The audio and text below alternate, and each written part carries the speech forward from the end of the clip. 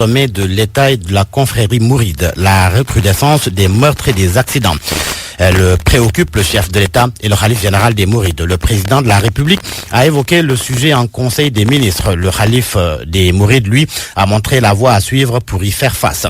Ainsi, le quotidien national Le Soleil affirme que Macky Sall et Serigne Mountakha montent au front.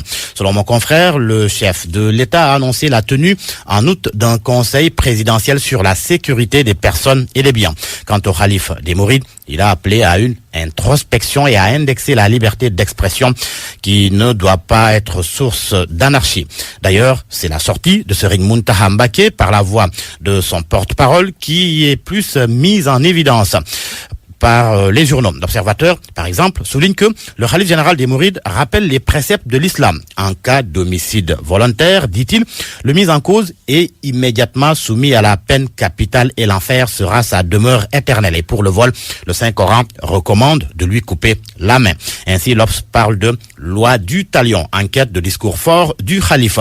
Le journal Le Quotidien titre le réquisitoire de Basse. Comprenez Serigne Basse Abdou Khadre Mbacké pour Tribune. Touba condamne et hausse le ton.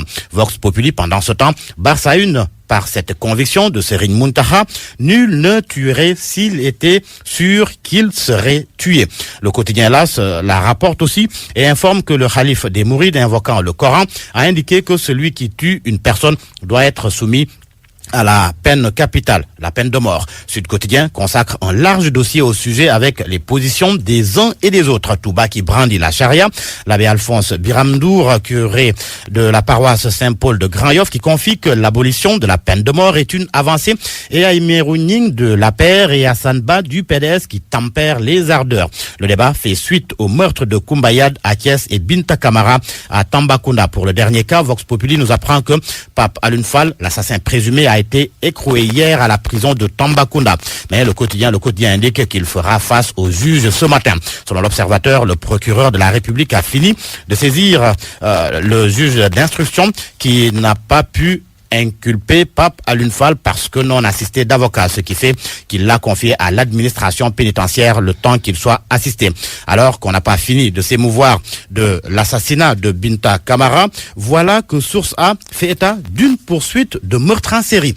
Un Malien tué à Bakel et un enfant abattu à Ziguinchor. Et l'on parle de politique avec cette interview de Pape Sambamboub à lire dans le journal L'Observateur. Les retrouvailles Macky-Wade ont été sabotées selon Pape Sambamboub. Un coup d'œil dans le journal Les Échos. Le journal parle du scandale du véhicule acheté au PCA de la SNHLM. Moustapha Faltier, selon le journal Les Échos, se lave à grande eau. Il confie, je le cite, « Je n'achète pas, je ne négocie pas, je ne paye pas le véhicule qui m'est affecté. Dans le cadre de ma mission, je dois être doté d'un véhicule de fonction au bout de 5 ans.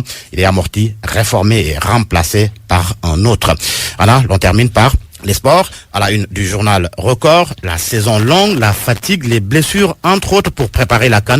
Comment les Lions seront retapés? La réponse, c'est à la page 6 du quotidien Record.